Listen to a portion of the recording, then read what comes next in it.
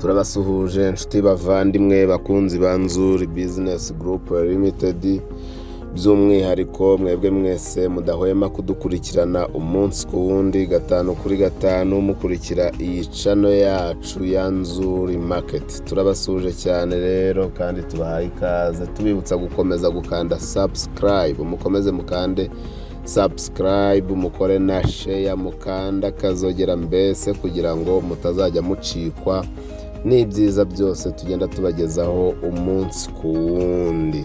Murabizi yuko tubagezaho imitungo itimukanwa, yaba igurishwa cyangwa se ikodeshwa. Si ibyo gusa kandi muzi yuko rwose mumaze kumenyera yuko tubakorera amapura meza y'amazu meza agezweho ajyanye n'igihe, kandi tukabasha kuyabubakira mu buryo buri economique cyangwa se mu buryo butabahenze. Ni nako kandi mwebwe mufite imitungo minini, mufite amazu mwananiwe kubyaza umusaruro cyangwa se mudafitiye umwanya wo kubikurikirana, wo kubibyaza umusaruro, wo gushyiramo, wo kwishyuza abo bapangayi, cyangwa se mudafitiye akanya ko gushaka abakiriya bajyamo, cyangwa se kuko mutabishoboye kuko atari ibintu byanyu. Burya buri wese ngo agira ibintu bye. Nimutubwire rero, cyangwa se nimuduhe icyizere tuze tubibamanagingire, tuyuzuzemo abakiriya mu gihe gito cyane, kandi dukurikirane iyubahirizwa ry'amasezerano. Nk'uko mubimenyereye rero, tubagezaho umunsi ku wundi imitungo tuba dufite igurishwa cyangwa se ikodeshwa, yaba amazu cyangwa se amasambu. Muri aka kanya rero ntabatindiye, twabazaniye inzu nini cyane iri hano mu mujyi wa Kigali hagati, mu karere ka Gasabo, hano mu murenge wa Gisozi, cyangwa se hano hakurya ku Gisozi hafi y'umujyi cyane. Iyi nzu rero ni inzu ya etaje, turi kugurisha, ariko tukayigurisha ituzuye, ntabwo yuzuye, iracyafite imirimo ibura, nubwo irasakaye, ariko kandi iracyafite nyine akazi nk'uko mubibona mu mashusho. Ni inzu rero nini cyane, irimo inzu ebyiri mu gihe waba wayiteganyirije iyo guturamo y'imiryango, ariko wanakuramo inzu enye, yaba iy'imiryango ine.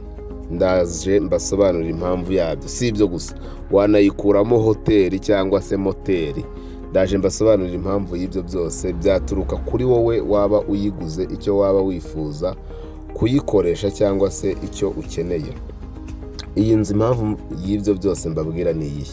Iyi nzu iri mu kibanza kinini, iri mu kibanza gifite 25 kuri 30 cyangwa se metero kare 700.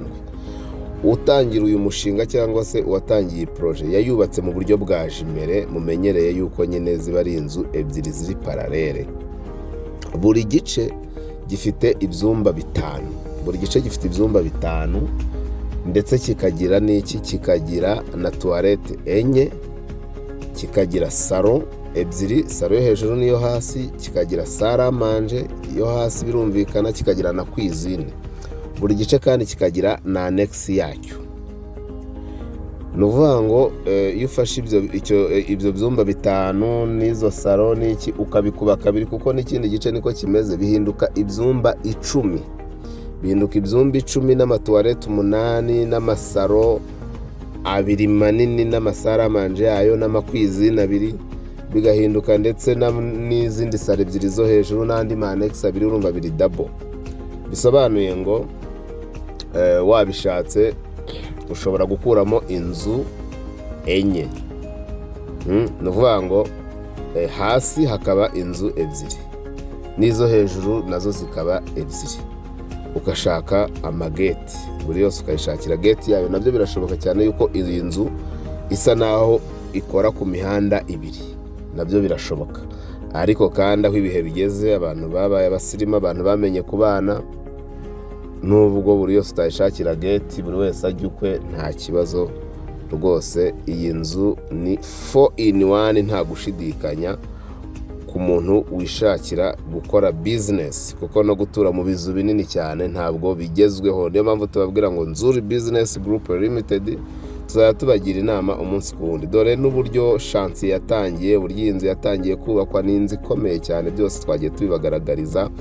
historique y'iyi chantier, historique y'uburyo iyi nzu yatangiye kubakwa. Murabona amarongine, ibintu byose, murabona ikibanza cyayo ukuntu cyari kinini cyane, murabona beto irimo, murabona fera beto zagiye zikoreshwa, byose turimo turabibereka uburyo ari inzu ikomeye yubatse kandi neza. Impamvu rero mbabwira yuko kandi wanakoramo moteri cyangwa guest house, murumva ifite ahantu hanini ariko kandi nayo ni nini.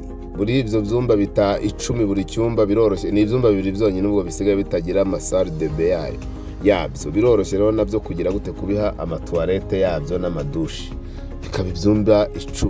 Nta nubwo byaba 10 gusa, kuko urumva izo salon, izo cuisine, ibyo byose wagenda ubitransformamo ibyumba, ama reception cyangwa se n'udusare tw'inama. So ni inzu nziza wakorera mu business yariyo yose wakwifuza. Tubahaye ikaze rero kuri NZURI Business Group Limited. Wakunze iyi nzu cyangwa se ufite n'indi ushaka kugura cyangwa kugurisha, waduhamagara kuri 0788 48 67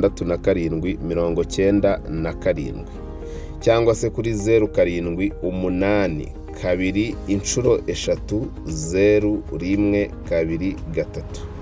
Si ibyo gusa kandi ushaka kudusanga hano dukorera ku biro byacu ku Muhima kuri Yamaha, ugeze muri Feruje neza, inzu ya kabiri usa n'ujya Nyabugogo y'amatafari ahiye yanditseho Shema House.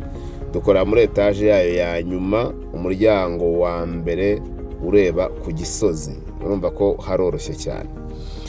Ushaka kudusura kandi ku zindi mbuga zacu arizo Instagram, Facebook page, Twitter, hose twitwa NZURI Market, nkuko ni channel yacu ari NZURI Market. Website yacu nayo yitwa www.nzuri.rw. Tubahaye ikaze cyane muri NZURI Business Group Limited. Kandi rwose turabibutsa yuko niba ufite umutungo ushaka kugurisha, niba ufite umutungo ushaka abantu bawukubyariza umusaruro, nimutugane, turabizerwa, nimutugane, turabishoboye, turabanyamwuga. Hari abantu usanga bafite ibibazo bya banke, amaretre ya mbere, letre ya kabiri, letre ya gatatu, itangazo rya cyamunara, kandi ufite inzu nziza, ufite ikibanza cyiza, ejo bakagurisha ugahomba. Ni byiza yuko watugana tukagushakira umukiriya before y'ibyo byose, ukishyura amafaranga y'abandi, ukagira nayo usagura. Ibyo byose rero rwose turabibafashamo kandi tubabonera abakiriya mu gihe gito cyane. Namwe mushaka kugura nimuze tubagurishe ibintu byiza bitari mu manegeka, bitarimo amakimbirane, bitarimo ibibazo runaka. Tubarebere ibiteganyijwe n'igishushanyo mbonera. Ariko ushobora no kuba ugiye kugura aho tutakurangiye, aho urangiwe n'undi, aho umuvandimwe, ngwino tugishe inama, tukugira inama, tukubwire ahantu wahagura cyangwa se ntiwahagura kubera impamvu izi n'izi, cyangwa se hagure kubera ko ibyiza byaho ari ibi n'ibi. Turabafasha muri byose kuko aka niko kazi twasabye. Ni karibu cyane rero, nimukomeze mukande subscribe kuri iyi channel, hanyuma mukomeze kwirebera ibyiza tubagezaho. Iyi nzu urabona ukuntu ikomeye urabona ukuntu bayihereye hasi. Ni karibu cyane, turabakunda. Iwacu muri NZURI Business Group Limited umukiriya ni umwami cyane.